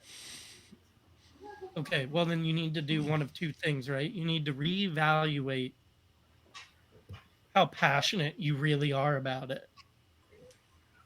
Like, if you're just enjoying the drift event now, don't be a photographer anymore. Or if you're not enjoying having to sift through 7,800 pictures from a weekend, take two SIM cards with you instead of five and shoot the 2,500 most meaningful ones instead of just trying to capture everything, right? Like you have that same aspect as a driver, right? You're like, "Oh my god, like my power steering line blew up. I'm running around Erie, Pennsylvania trying to find a power steering line that will work and now I have this terrible FOMO of missing the next session because like we were going to throw it down and I just missed out on the best runs of the day while I was trying to find this. Like, dude, just take a step back and just enjoy it. Like, enjoy being a driver, enjoy being a photographer, enjoy being the commentator, like whatever it is. That's like that was a big deal for me coming into this year. Was like, I had the second kid and I'm not making as much money as I used to be, and I'm like, maybe I just won't drive. But like I really can't do that to myself either. You know what I mean? Like I'll run scrubby, nasty 500 treadwear, 225s, whatever I can scrape up to just go have that stress release of driving because as much as I enjoy commentating, as much as I enjoy being staff, it just doesn't do the same thing for me, you know? But like if you find the point where it starts to take away from your enjoyment of what you're doing, then you need to reevaluate why you're doing it. So like if I'm taking on this Painesville thing and I'm commentating the pro am, if that takes away from me being a driver and that's where I'm finding my most enjoyment, then I just need to step away from those two things. Or if I'm really okay with being the commentator and helping organize the Painesville stuff, then I can step away from the driving. It just if it really weighs down your happiness and makes you stressed, like I spent a lot of time last year stressed out about not having the means to work on the car, maintain it the way that I feel it needs maintained. And like I've done some stuff like running on blown out control arm bushings. Like just because like I don't want to be out in my freezing ass garage with doing it on jack stands like by myself with the inadequate set of tools and now it's taken me 2 weeks to put lower control arm bushings in, right? Yeah. Like and that was a big deal for me last year. Like I beat myself up something terrible. Like I'm sure that you probably saw when I posted and I was like everything's for sale. I do. Yeah. Like Yeah. it was just because I was so pissed off at the fact that like I couldn't provide the drift car what it needed from me, which is a really crazy thing to say, right? But like I couldn't. And to the day I still can't. Like the control arm bushings are still blown out of it right now. Like I need to take it over to Brian's house. And again, like that was a big part of that post too, was me inconveniencing other people for that kind of stuff made me feel like a piece of shit, like but Brian's glad to help me. It's just like, dude, I want to be able to be independent enough and have the garage heated and have all the tools that it's not this big hassle to do anything. So once I stepped away from that and just enjoyed driving what I could when I could, and I think that's going to be a big way for me to address the year this year is just finding the enjoyment in those things, driving when I Yeah. can, do the commentary, make the pro am a blast for everybody to be a part of, whether you're watching it or you're taking part in it. Same thing over at Paynesville, whether I'm competing in it or not. Just make sure that it's fun and fair for everybody and try to really build up what's going on there between the two. So that's a really good question. I've never put my total thought into like commentary being a thing for me. But yeah, it'd be awesome. Like I started with that sim doing oval racing. I want to call an oval race in the worst way. Like in the worst way. I've never called an oval race for real in person. It would be so much fun. I almost had the opportunity last year at the Speedway to do an oval race. I'm gonna try to make it a point to make sure that it actually happens this year. Um, That's and awesome. yes, so I would be really cool with like if because obviously like Jake Gettins knows us, Yeah. does the marketing stuff for the Speedway, all that good stuff. He's a big part of Lake Erie Speedway, and obviously he's been in the booth with me before. It'd be really sweet, like, do I think it would ever happen? Do I think Jake knows me well enough? No. Like, I have Jake's cell phone number. Like, we're not texting like buddies and stuff like that or anything, but like, would it be super sick if like something came up and he was like, hey, like I can't do it, but I know that there's this kid Ben in here. He's got a really good voice. He's really smooth with it. Like he can come fill in and do this with, whoever, like, for like he's done some of that LZ World Tour commentary stuff. I'm talking some of that smaller pop-up-y kind of stuff that he takes part in that would he ever could that would be cool to me, yeah. Like so, but do I like I'm not at home like working on my commentary to be better to be at a point where like, I'm hireable or anything. But at the Mhm. same time, I'm sorry to be so long-winded about it, but uh when I was just between jobs a couple months ago. I actually applied a bunch of places, a bunch of news stations, a bunch of different things like that, with hoping that having that like commentator production-y kind of side of things on my resume might be able to land me a job, um maybe with a news station or something like that. So That's cool. That's yeah, real cool.